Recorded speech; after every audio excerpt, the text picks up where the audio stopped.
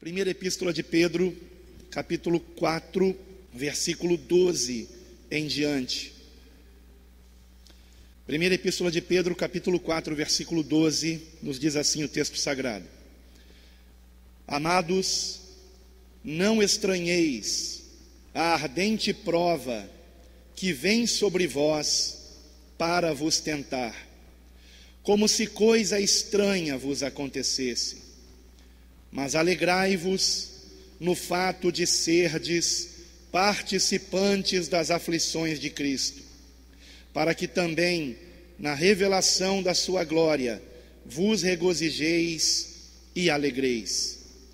Se pelo nome de Cristo sois vituperados, bem-aventurados sois, porque sobre vós repousa o Espírito da glória e de Deus. Quanto a eles, é ele sim blasfemado, mas quanto a vós, é glorificado. Que nenhum de vós padeça como homicida, ou ladrão, ou malfeitor, ou como o que se entremete em negócios alheios. Mas, se padece como cristão, não se envergonhe, antes glorifique a Deus neste nome. Porque já é tempo que comece o julgamento pela casa de Deus. E, se primeiro começa por nós, qual será o fim daqueles que são desobedientes ao Evangelho de Deus? E, se o justo apenas se salva, onde aparecerá ou comparecerá o ímpio e o pecador?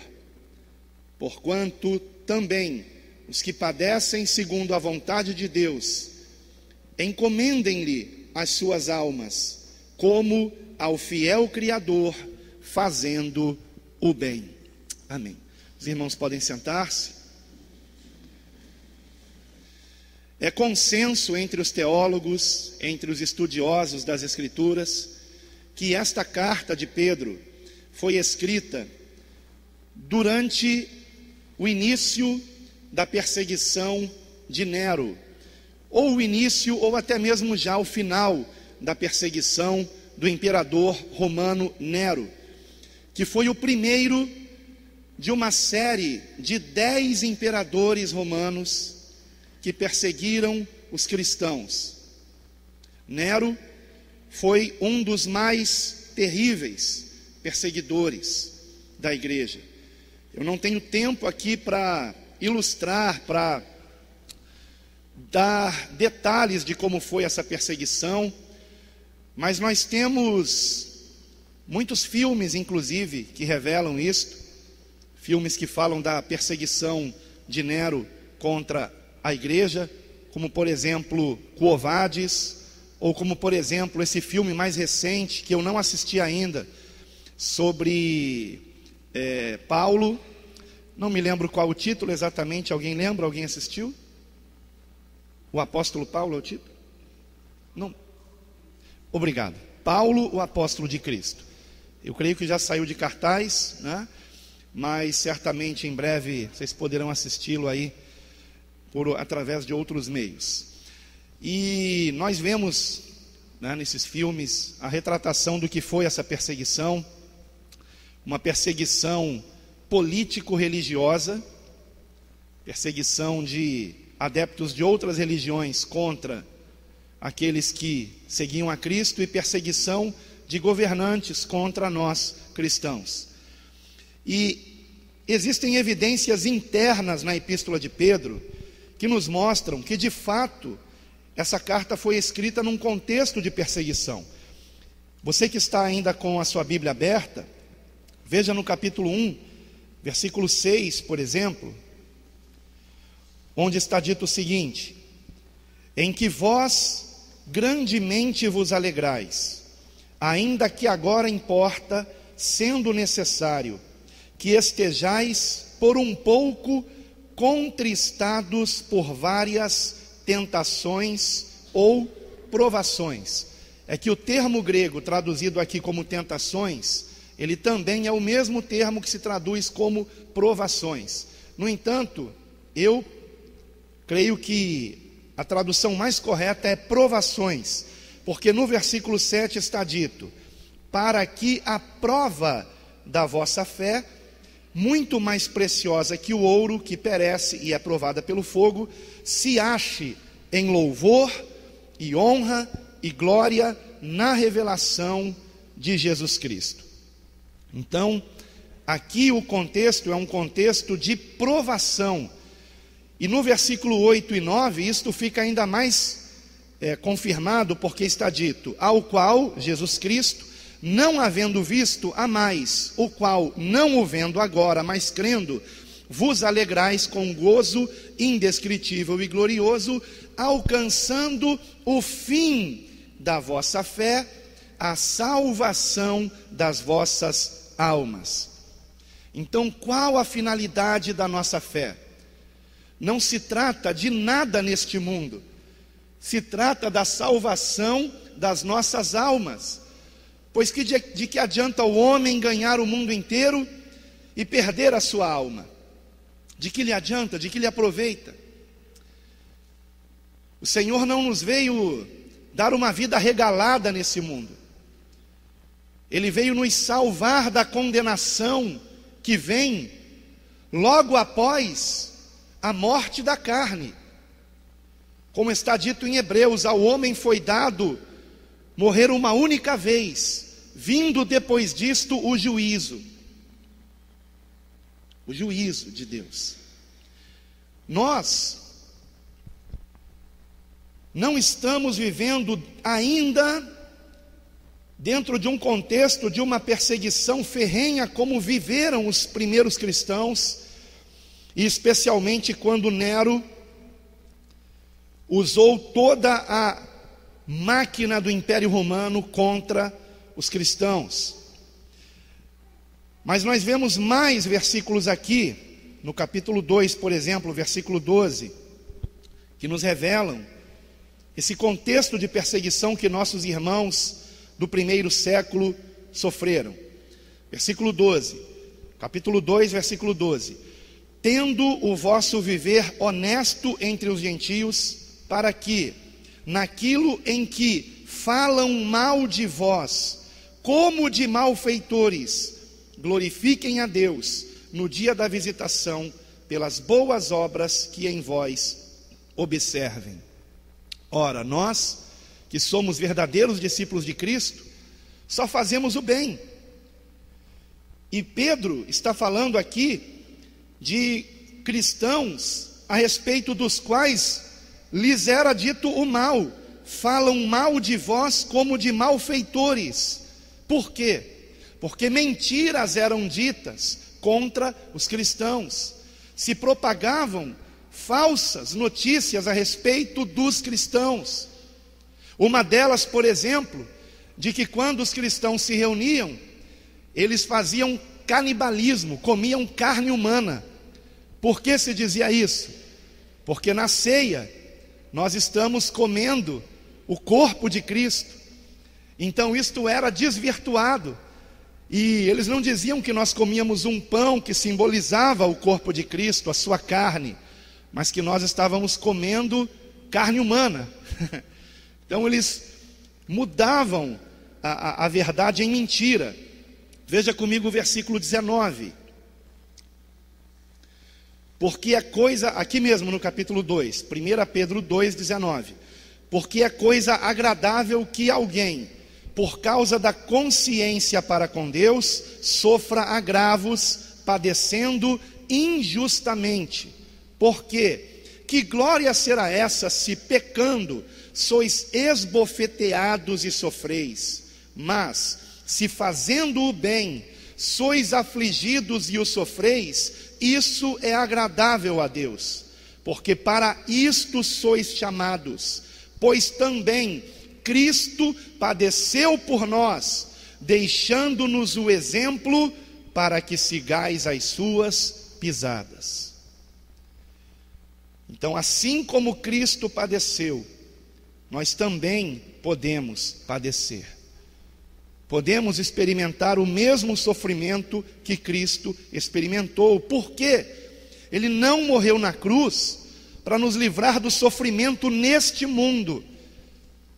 Ele verteu o seu sangue naquela cruz para nos lavar de nossos pecados e nos livrar da condenação eterna.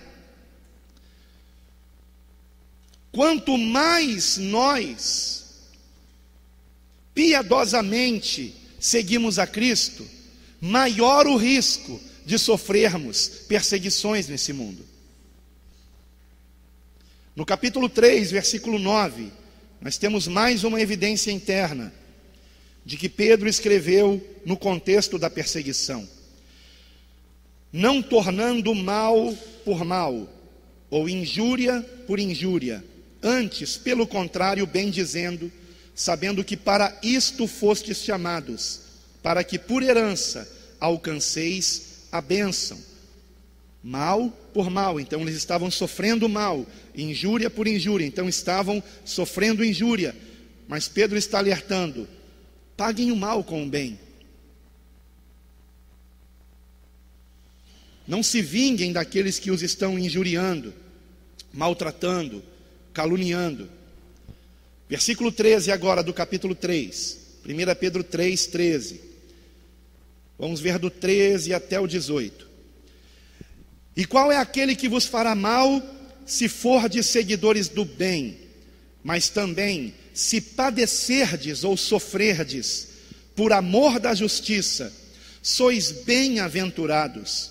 E não temais, com medo deles. Olha só, deles, ele está falando de uma situação, de um contexto de perseguição. Mas não temais com medo deles, nem vos turbeis. Versículo 15. Antes, santificai ao Senhor Deus em vossos corações, e estais sempre preparados para responder. Por que responder? Porque eram levados a juízo. Eram levados a responder se eles de fato eram cristãos. Porque ser cristão naquele contexto era um crime.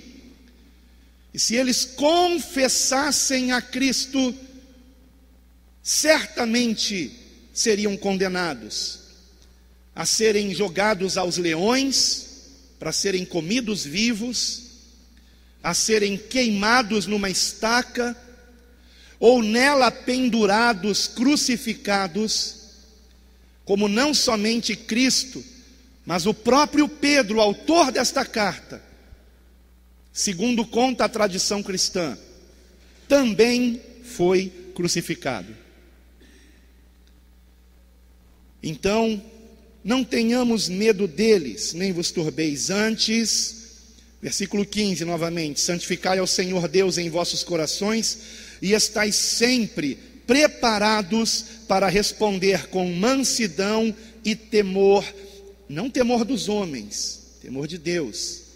Lembrem-se do que nos ensinou o Senhor Jesus, e certamente Pedro, que ouviu o Senhor ensinando isto, deve ter instruído também os primeiros cristãos a respeito de não temermos aqueles que matam o corpo e depois nada mais podem fazer, mas temei aquele que depois de matar o corpo pode matar também a alma. Somente Deus tem esse poder. Então, Pedro está lembrando isto: não temam o homem, temam a Deus. O homem pode ameaçar, mas Deus pode nos fazer perecer eternamente.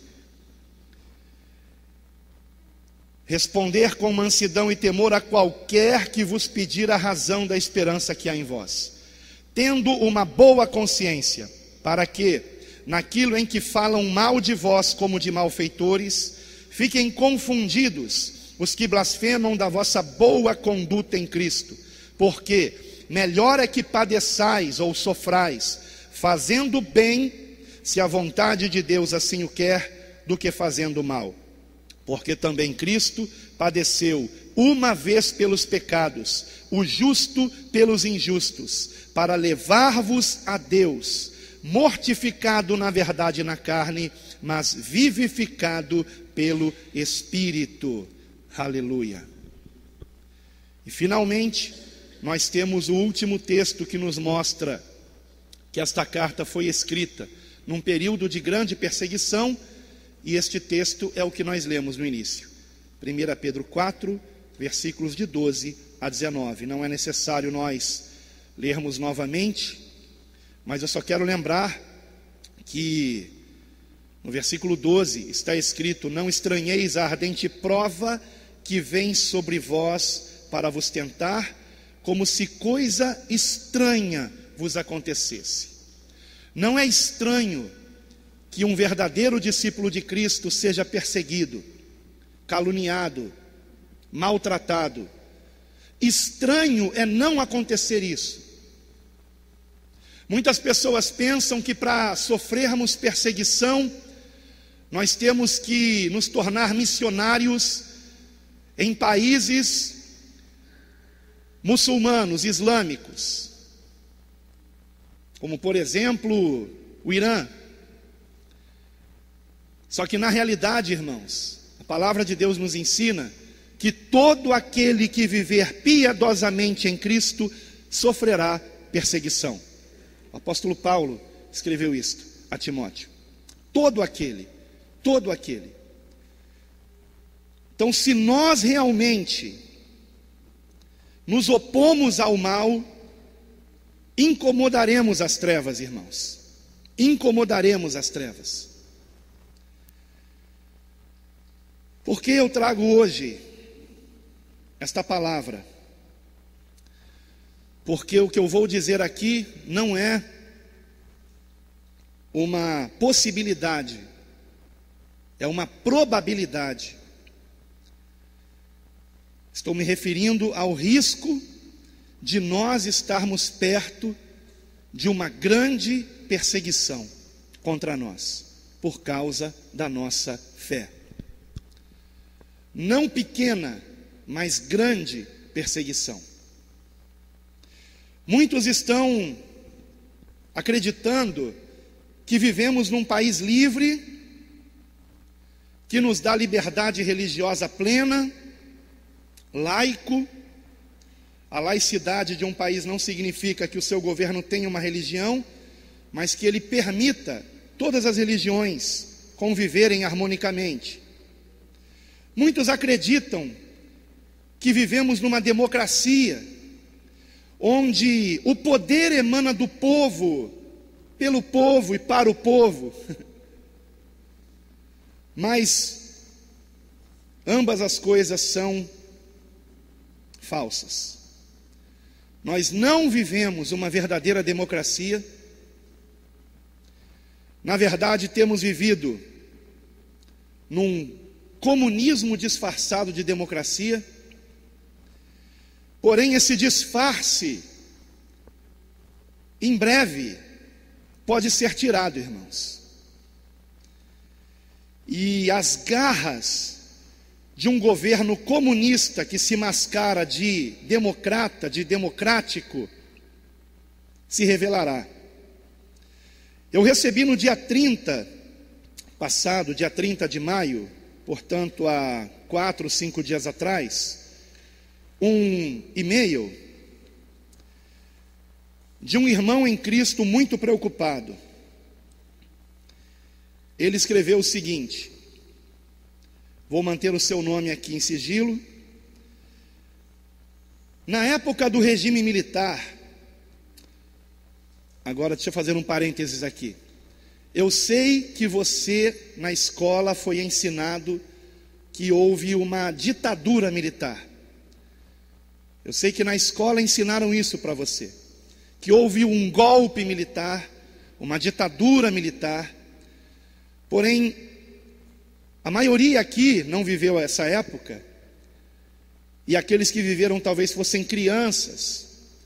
Mas o que na realidade aconteceu foi uma intervenção militar para que o Brasil não se tornasse o que Cuba se tornou, um país comunista debaixo de uma ditadura.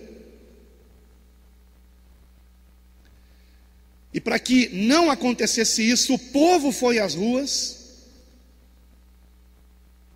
não querendo este cenário para a nossa nação. Isso foi em 1964. E então, com apoio do povo, os militares interviram, impedindo que o Brasil estivesse aliançado com a União Soviética. Esta é a verdade. Mas nas escolas isso não é contado diferente. Se não fosse o que chamam de golpe militar, o Brasil hoje seria semelhante a Cuba, que somente agora, depois de todas essas décadas de miséria, está se abrindo para o mundo, timidamente, e sem vergonha na cara, não é? Porque ir a Cuba é como ir a um museu. Tudo antigo, tudo velho, a começar pelos carros. Um país que parou no tempo, quando o maldito comunismo, que matou milhares de cristãos em Cuba, se tornou o governo daquela nação. Queridos, isso aconteceu há poucos anos atrás, meus irmãos. Essa perseguição a milhares de cristãos em Cuba aconteceu há poucas décadas atrás, irmãos. Poucas décadas atrás. Fidel Castro não foi um herói, como na escola certos professores de história esquerdistas querem fazer com que você acredite. Não. Ele foi um carrasco. Ele matou milhares de cristãos, a começar pelos pastores que havia em Cuba naquela época, e missionários também. Milhares, irmãos. Estude a respeito disso. Entenda que o comunismo é um sistema governamental satânico, tal como o nazismo, no qual o Estado, o governo, se impõe sobre o cidadão, dizendo o que ele pode ter, o que não pode ter, e o que pode acreditar e não pode acreditar. Então, em regimes comunistas, a Bíblia é proibida, como hoje é proibida na China.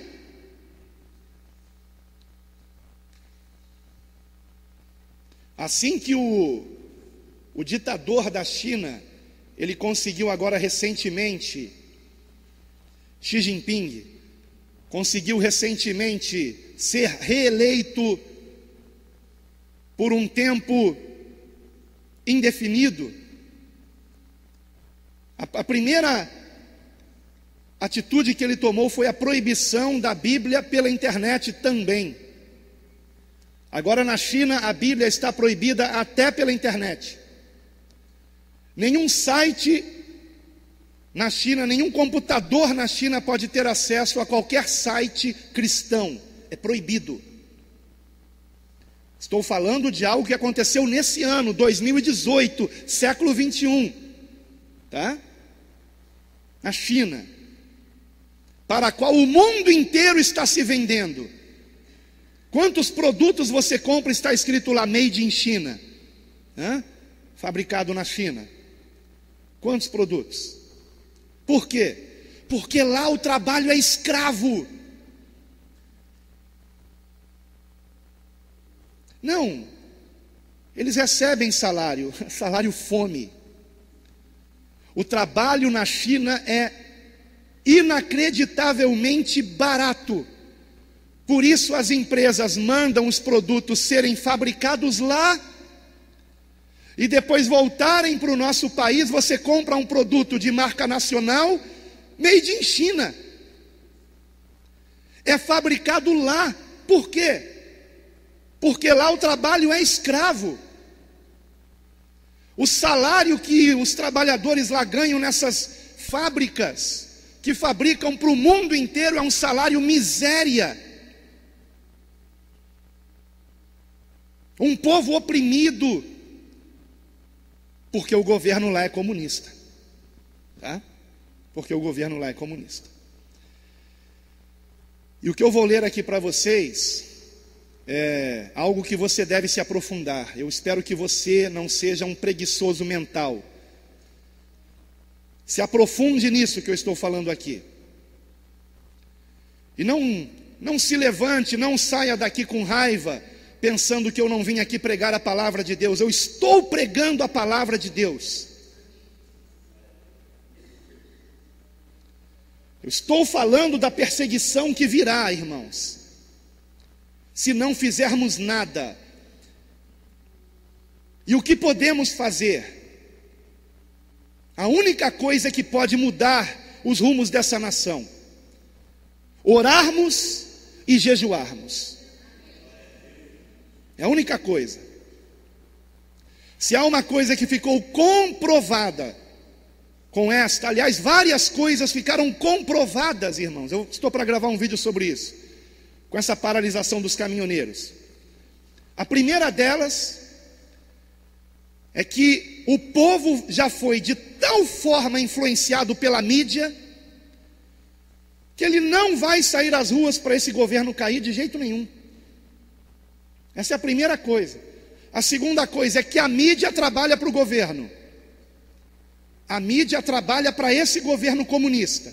E não é de hoje, vocês vão ver nessa carta aqui que eu vou ler. Tá?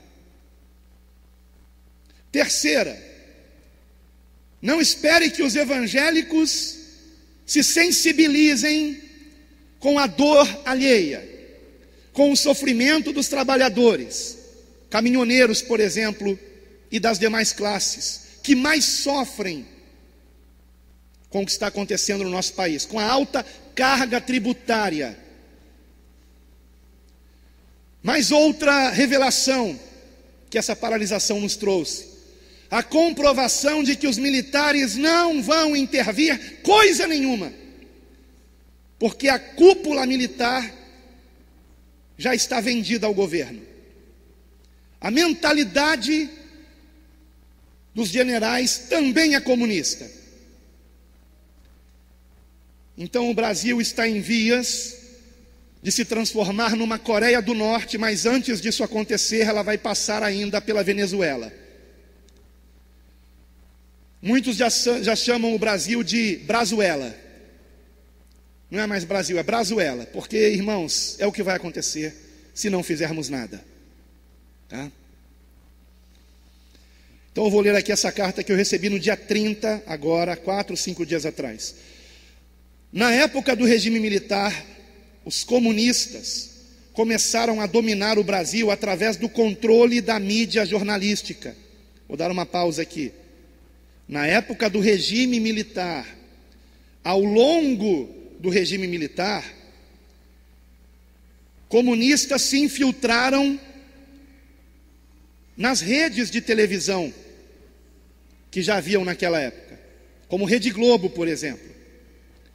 Começaram a entrar nas redes de televisão e trazer novelas, seriados, programações de cunho esquerdista. E uma das pautas da esquerda comunista, uma das pautas é acabar com a moralidade do povo. Tá? Fazer com que o povo se torne imoral. E é por isso que as redes de televisão são tão imorais, colocam tanta promiscuidade na tela. Então foi uma artimanha inteligente de Satanás. Satanás não é burro não, tá, irmãos? Ele não se apresenta chifrudo e de rabo. Ele se apresenta como anjo de luz. Vou prosseguir aqui. Na época do regime militar, os comunistas começaram a dominar ou influenciar o Brasil através do controle da mídia jornalística. Não só redes de TV, mas jornais impressos também, tá, irmãos? Após a anistia de 1979, os comunistas que estavam no Brasil, MDB, que depois se tornou PMDB, que aliás é o partido do atual presidente, né? Junto com os que voltaram ao país, fomentaram as diretas já. Ou seja, os comunistas, juntos com aqueles que voltaram ao país, que tinham saído por conta do regime militar, fomentaram as diretas já, influenciaram o povo. Isso fez com que os militares, que fizeram bem ao país, se decepcionassem com o povo. As eleições voltaram e só foram eleitos políticos que têm extorquido e roubado o povo através dos impostos, das leis injustas que dão escape aos corruptos. É ou não é verdade? Por que as pessoas são presas e soltas no dia seguinte? Porque existem leis para proteger os bandidos. E quando isso foi criado? No regime militar, irmãos? Veja um gráfico, eu não tenho aqui para mostrar. Pesquise, como eu disse a você, não seja um preguiçoso mental. Pesquise e veja um gráfico de como aumentaram os impostos desde que começou o fantasioso, ilusório, mentiroso regime democrático nesse país. Como aumentaram os impostos? Você sabe quantos dias nós temos que trabalhar por ano só para pagar impostos? 153 dias. Portanto, até o dia 2 de junho de cada ano. Mas eu não posso falar nada contra isso. Eu acho engraçado que tem irmãos que são inscritos no meu canal do YouTube, que batem palma quando eu falo dos pastores impostores, que enganam as pessoas para tirar dinheiro delas,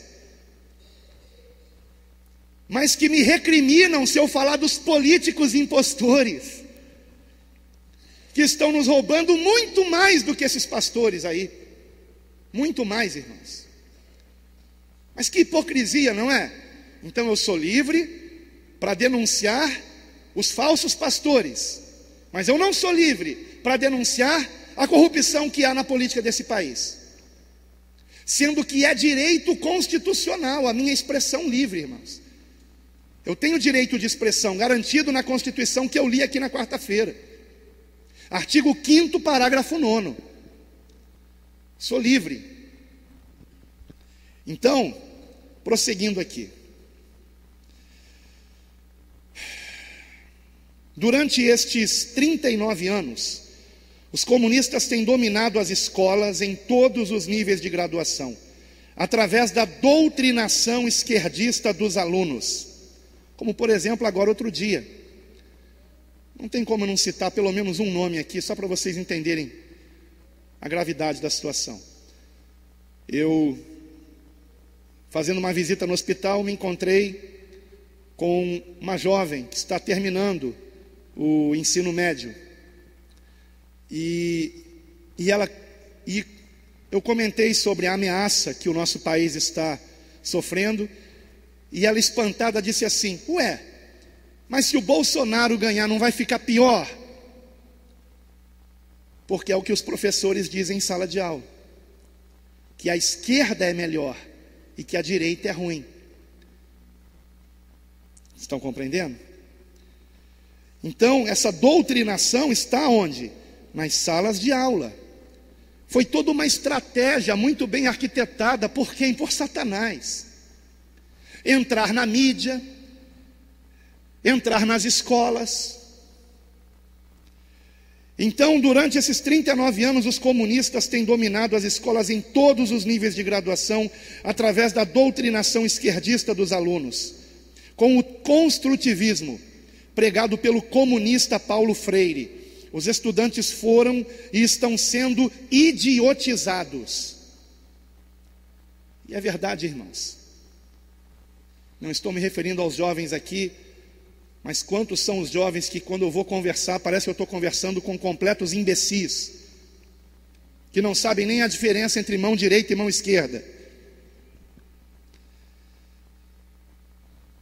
a ponto das estatísticas mostrarem que o quociente de inteligência, o QI dos brasileiros diminuiu de lá para cá, do tempo do regime militar para cá.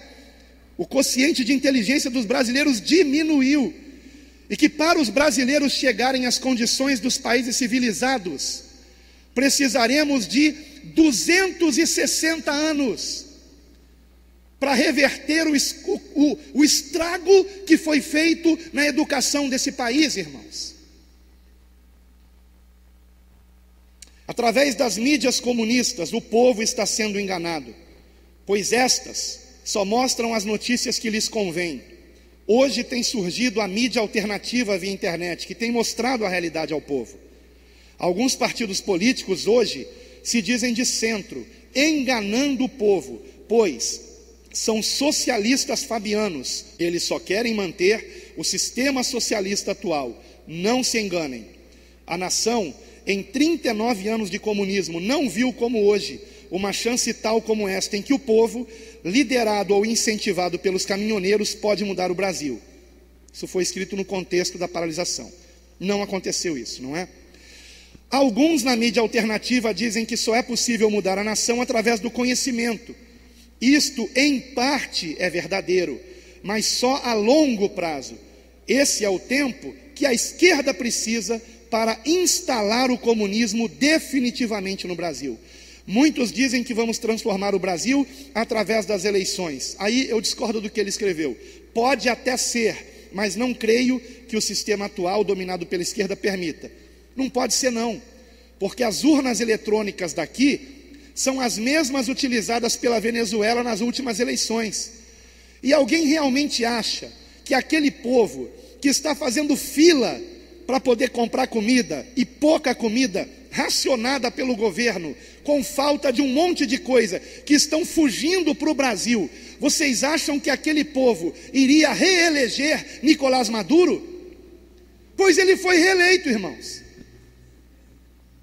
Então não acredite nessas urnas eletrônicas, não. Se acontecer de um candidato da direita ganhar as eleições, creio que não conseguirá governar, isso é verdade, pois a mídia esquerdista e seus colegas políticos de esquerda vão fazer tudo para impedi-lo. A hora é agora de instalar uma intervenção que comece pelo povo e acompanhada pelos militares de direita, que não é a cúpula militar, por isso eu acho difícil acontecer. Que julgarão em tribunal militar os políticos traidores da pátria, os jornalistas esquerdistas, os professores doutrinadores. E não é o que está acontecendo, irmãos? Nossos filhos vão para a escola para aprender matemática, português, geografia, história, ciências, mas ao invés disso, o professor começa a falar contra Deus, contra Jesus Cristo, contra as igrejas. É ou não é verdade? A favor de tudo que é imoral. É para isso que os nossos filhos vão para a escola, irmãos? Para que eles aprendam o contrário do que nós ensinamos na palavra de Deus para eles?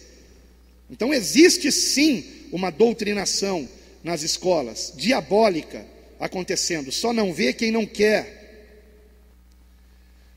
Meus irmãos, entendam uma coisa: se não fizermos nada, nós seremos a próxima Venezuela, onde pastores já estão sendo assassinados.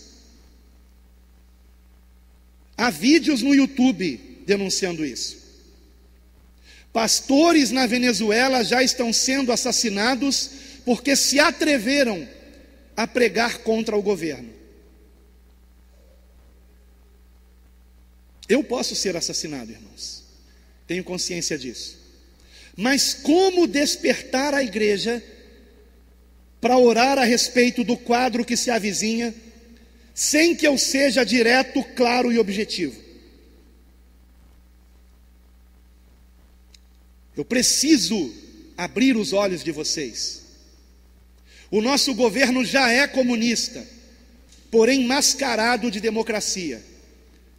Mas em breve pode acontecer um estado de sítio nessa nação, como desculpa para que o governo tenha o controle total sobre as nossas vidas. Eu não sei se nós teremos eleições esse ano, irmãos. Eu não sei se elas vão acontecer. Do jeito que está, eu não sei. Eu estou querendo aqui com esta mensagem, irmãos, alertar cada um de nós para uma realidade terrível que se aproxima. Nós não poderemos mais falar de Cristo livremente.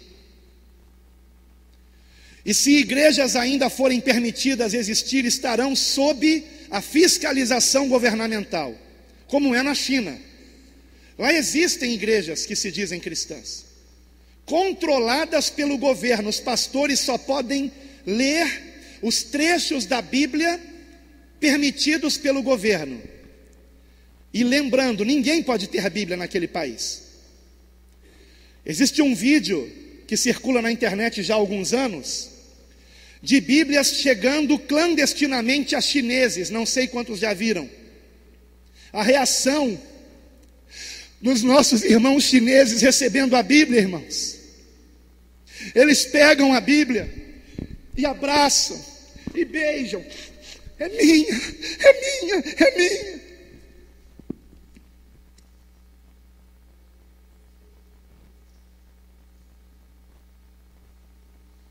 Por isso eu não posso ficar calado, irmãos. É inadmissível que uma nação que se diga cristã passe por isso. Não duvidem, irmãos, isso pode acontecer. A ditadura está em vias de acontecer. Esse presidente, ele já é um tirano.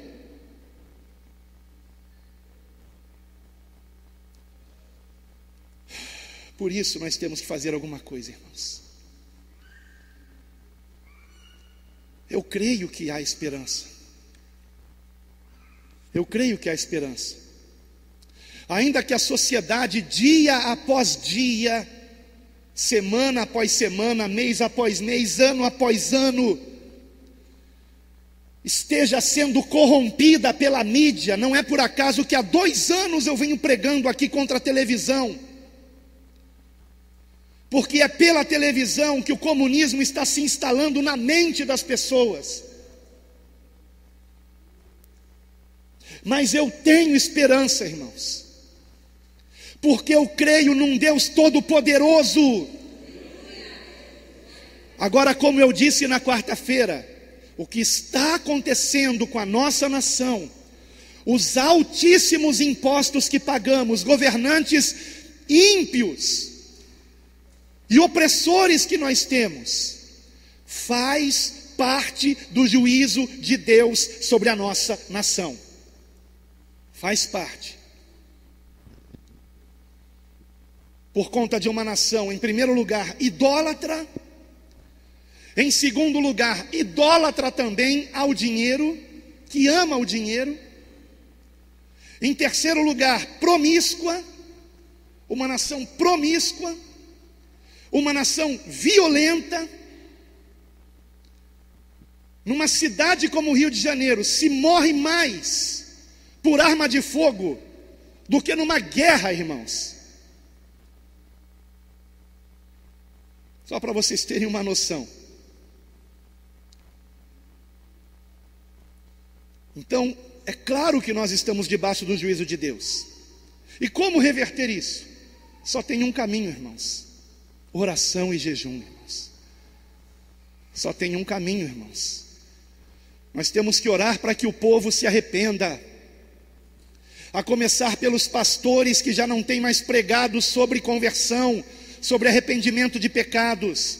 Só falam de dinheiro, de poder, de conquista, de vitória.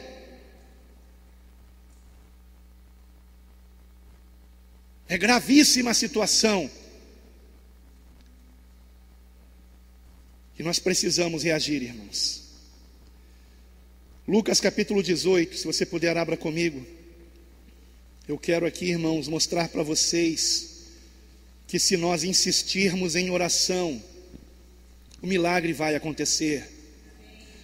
Daremos uma nação melhor para os nossos filhos.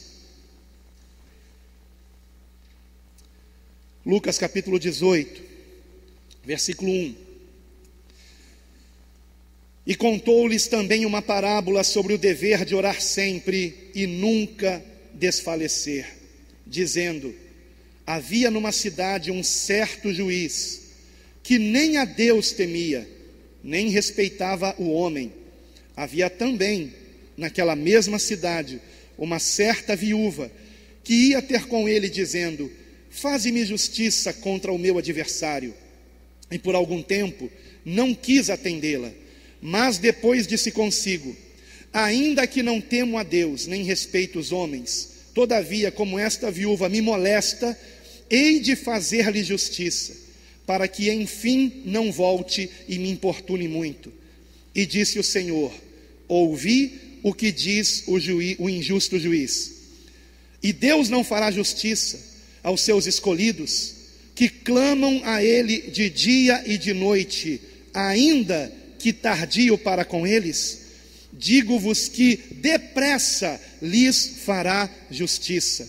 Quando, porém, vier o Filho do Homem, porventura achará fé na terra? O que essa parábola nos mostra, irmãos? Que se um juiz mau,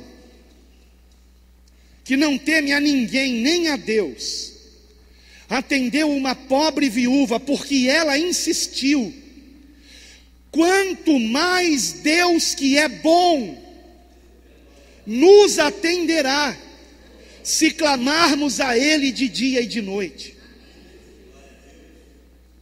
A oração insistente é a maior prova da nossa fé. Por isso o Senhor faz uma advertência aqui: quando, porém, vier o Filho do Homem, porventura achará fé na terra? Nós vivemos um tempo de muita incredulidade, mas temos que tomar cuidado, guardar o nosso coração.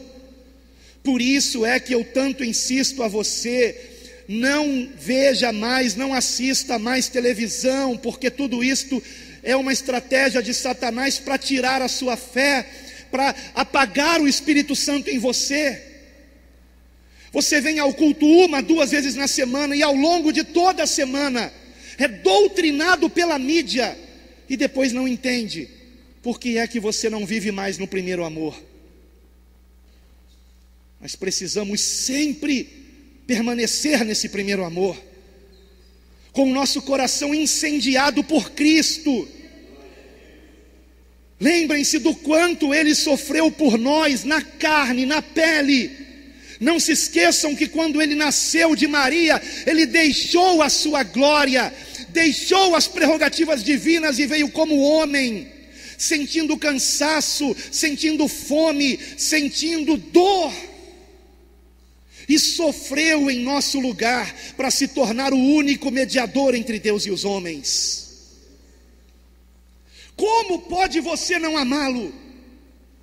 Como pode você desprezar o sacrifício dele na cruz, que em primeiro lugar, irmãos, foi para que o véu do templo se rasgasse de alto a baixo, e não houvesse mais separação entre nós e o nosso Deus.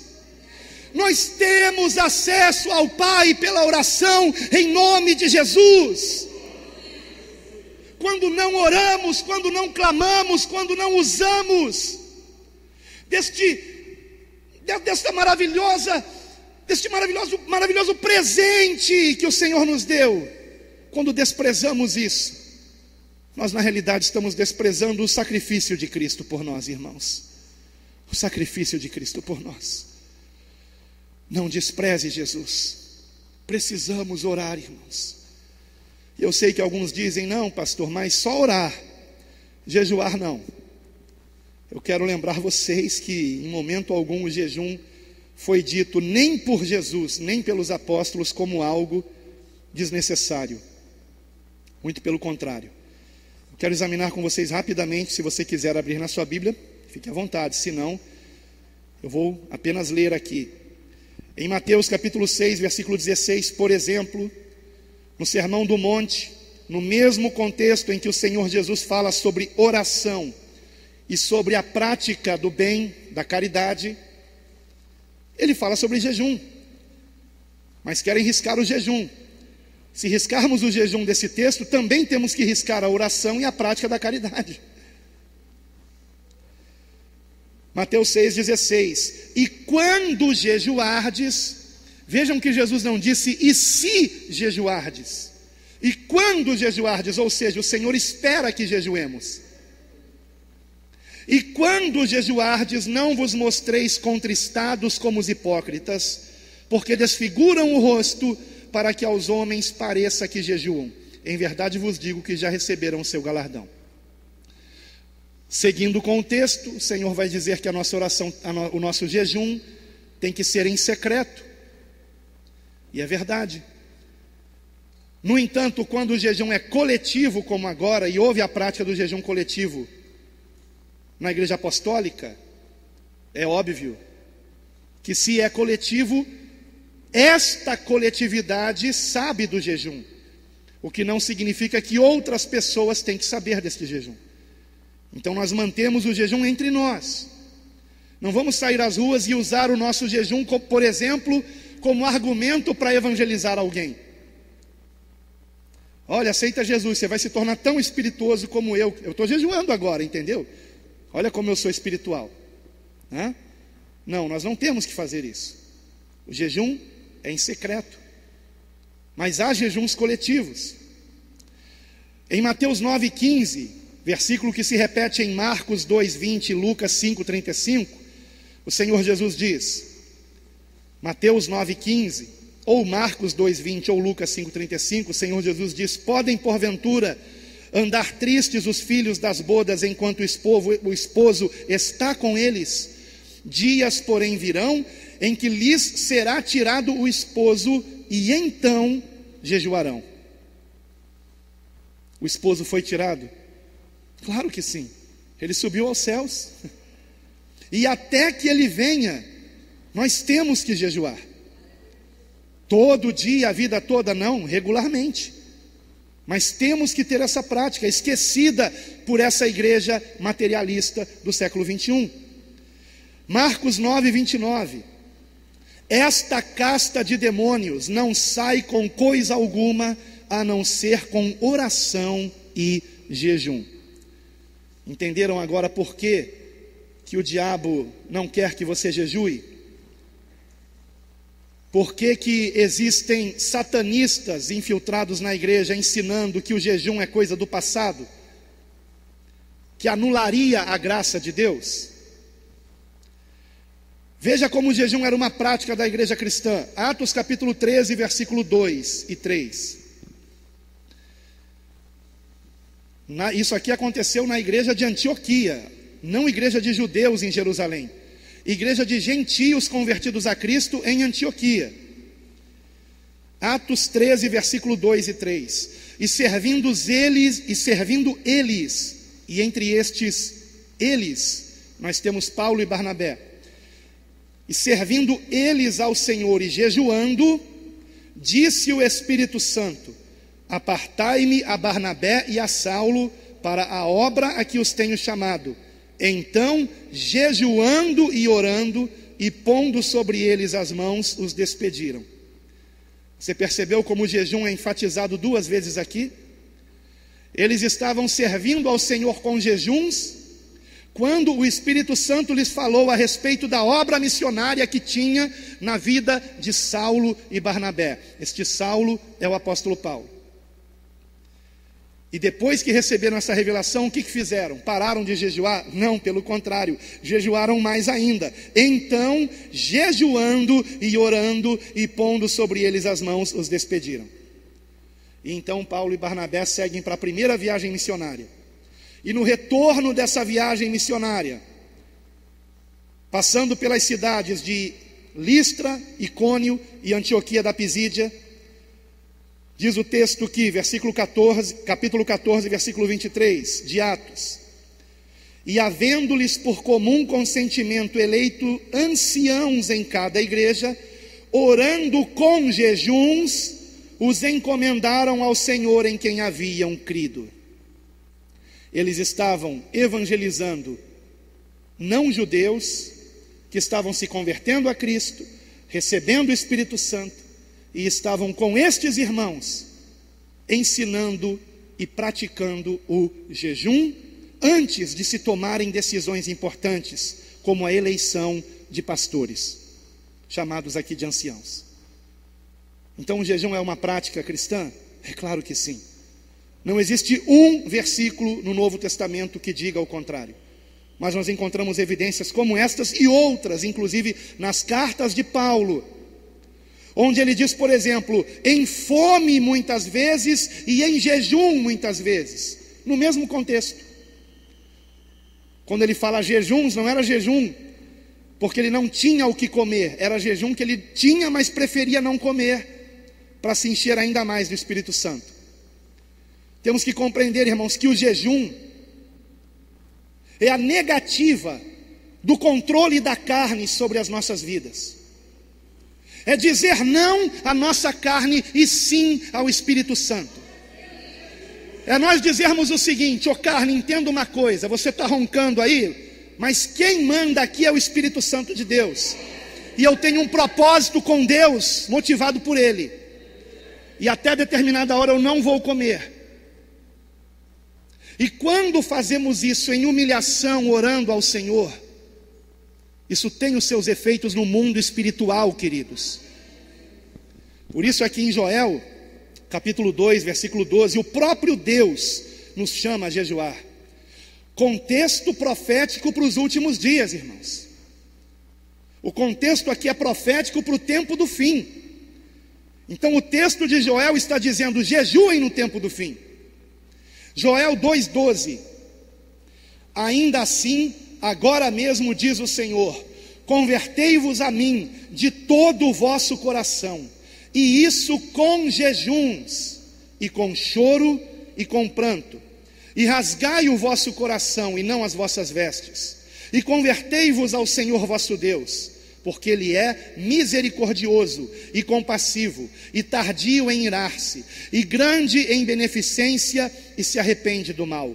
Quem sabe se voltará e se arrependerá, e deixará após si uma bênção, em oferta de manjar e libação para o Senhor vosso Deus. Tocai a trombeta em Sião, santificai um jejum, proclamai um dia de proibição.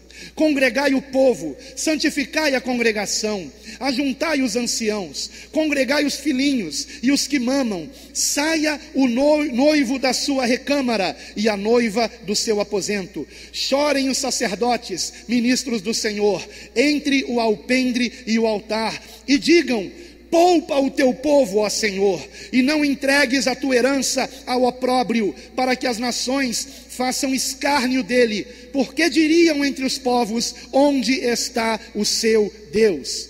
Então o Senhor terá zelo da sua terra e se compadecerá do seu povo, e o Senhor responderá e dirá ao seu povo: eis que vos envio o trigo e o mosto e o óleo, e deles sereis fartos, e vos não entregarei mais ao opróbrio entre as nações. Hoje o Brasil é um opróbrio entre as nações. A nossa nação é motivo de chacota. Os brasileiros em qualquer país que estejam são vistos com desconfiança, como pessoas nas quais não se podem confiar. Mas isso pode mudar, irmãos, se nós realmente quisermos. Eu lembro vocês mais uma vez: o nosso inimigo não é o presidente da República, não são os senadores, os ministros, não são os deputados federais, estaduais, os vereadores, os prefeitos, os governadores. Os nossos inimigos não são os partidos A, B ou C. Os nossos inimigos são espirituais, são demônios, é Satanás. E eles só estão agindo porque esta nação tem virado as costas para Deus. Tem virado as costas. até mesmo aqueles que dizem conhecer a palavra de Deus. Por isso nós precisamos, mais do que orar, irmãos, nós precisamos jejuar. Neste momento, mais do que nunca, não somente pelo bem da nossa família, mas pelo bem de toda a nação brasileira. É um ato de amor o que vamos fazer, mas em primeiro lugar um ato de fé, um ato de fé. Diga não para si mesmo, deixe de ser egoísta. Se nós não jejuarmos agora, no futuro passaremos fome. Entenda isso. Ou nós jejuamos agora, ou em breve passaremos fome. O que você prefere? Jejuar para que tenhamos liberdade no futuro e uma nação convertida a Cristo, ou desprezar essa santa convocação ao jejum e amanhã passar fome e não ter mais a liberdade para pregar a Cristo, para pregar o Evangelho, para contar o que Jesus fez na sua vida, como Ele transformou você, do que Ele te libertou. É muito grave, irmãos. O que eu estou falando aqui não é uma ilusão. Nós estamos à beira do caos. Estamos à beira do caos. Escutem isso, pelo amor de Deus. Vamos acordar, irmãos. Vamos acordar. Isso só terá efeito se todos nós, como um só corpo, jejuarmos, do menor ao maior. Pastor, como será esse jejum? Para aqueles que estão em posição de liderança, pastores, diáconos, evangelistas, 40 dias. 40 dias. Claro que eu não falo de um jejum completo, 24 horas. Um jejum de 12 horas por dia, que pode até pegar o seu período de sono. Você começa às 18 horas e entrega às 6 da manhã, por exemplo. Ou começa às 19 horas e entrega às 7 da manhã do dia seguinte. 12 horas, sem comer nada. Pode beber água. Se conseguir ficar sem beber, não há problema. Desde que o seu organismo seja muito saudável. Eu não aconselho, aconselho que você beba água no período do jejum. O jejum não é um sacrifício, irmãos, é um propósito. É uma demonstração de fé e de humilhação. Estamos nos humilhando tristes, porque ninguém jejua rindo. Eu estou jejuando, como é gostoso jejuar. Não, nós gostamos de comer. O jejum é uma demonstração de que estamos tristes. Quantos aqui lembram-se disso? De que no tempo em que você namorava, quando você brigava com a sua namorada, você não queria nem comer. Quantos lembram disso? Né? Não é verdade? A gente perde a fome porque a gente fica triste. A gente fica triste. E o povo que se diz de Deus nesse país está brigado com o Senhor. Está brigado com o Senhor. Essa nação, irmãos, ela é a mais rica do mundo. Em todos os sentidos, é a nação mais rica do mundo. E como pode ela estar na situação que está? Porque o juízo de Deus está sobre essa nação. Precisamos chorar, jejuar pelos pecados da nossa nação. Eu quero incentivar você a meditar em Daniel capítulo 9, na oração que Daniel fez pela sua nação. Daniel capítulo 9, do versículo 1 em diante. Eu vou ler essa oração aqui e faremos dela a nossa oração. A nossa oração. Daniel capítulo 9, o versículo 1 e 2 diz o seguinte: no ano 1º de Dario, filho de Assuero, da linhagem dos Medos, o qual foi constituído rei sobre o reino dos caldeus, no 1º ano do seu reinado, eu, Daniel, entendi pelos livros que o número dos anos de que falara o Senhor ao profeta Jeremias, em que haviam de cumprir-se as desolações de Jerusalém, era de 70 anos. E eu dirigi o meu rosto ao Senhor Deus para o buscar com oração e súplicas, com jejum e saco e cinza. E orei ao Senhor meu Deus e confessei e disse. E aí começa a oração de Daniel. Ele tomou sobre si os pecados do povo, confessando como se fossem os seus próprios pecados. E assim precisam ser as nossas orações neste propósito de jejum que faremos, irmãos. Não zombe desse propósito, porque se você zombar desse propósito de jejum, se você podendo fazê-lo não o fizer, é claro que há pessoas que não podem. Nossa irmã Nana, por exemplo, que está grávida, não pode jejuar. Irmãos que tomam certos medicamentos não podem jejuar. Pessoas com anemia não podem jejuar. Mas aqueles que podem jejuar, que estão ouvindo esta mensagem, aos quais se revelou a verdade que está sendo escondida pela mídia, se você é uma destas pessoas que, podendo jejuar, está decidindo não entrar nessa, será culpado se o pior acontecer a essa nação. Será culpado. O seu sangue será sobre a sua cabeça, não sobre a minha, porque eu alertei, eu avisei. Muitos irmãos em Cristo têm sonhado, como eu mesmo, com escuridão, com o céu negro.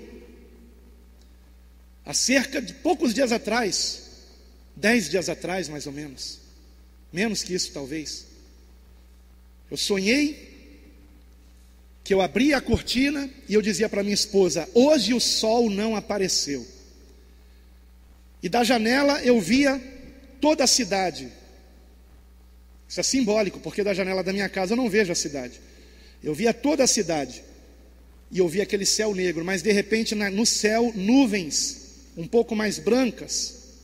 E quando eu olhava melhor, aquelas nuvens estavam se mexendo e eu pensava que era o vento, mas olhando melhor no sonho, tinham formato de demônios. E eis que de repente aqueles demônios mergulhavam na cidade e nela se espalhavam, se dissipavam. Mergulhavam, como alguém que mergulha numa piscina. Os demônios iam mergulhando. E um dos demônios, eu me lembro bem, era uma caveira. Morte, fome, violência, dor. Demônios estão sendo liberados. Isso é juízo de Deus sobre essa nação. Mas se nos arrependermos, se nos convertermos, se nos humilharmos, se chorarmos, com jejuns, o Senhor ouvirá dos céus, perdoará os nossos pecados e sarará a nossa terra. A Ele toda a honra e toda a glória para todo sempre. Amém.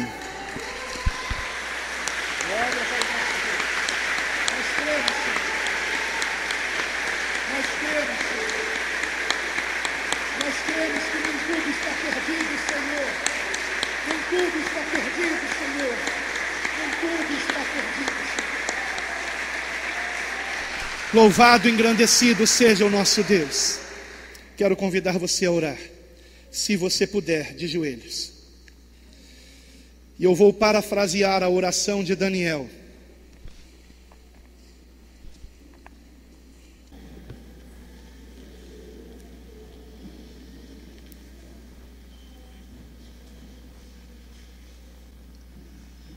Ah, Senhor, Deus grande e tremendo, que guardas a aliança e a misericórdia para com os que te amam, e guardam os teus mandamentos. Pecamos e cometemos iniquidades e procedemos impiamente e fomos rebeldes, apartando-nos dos teus mandamentos e dos teus juízos.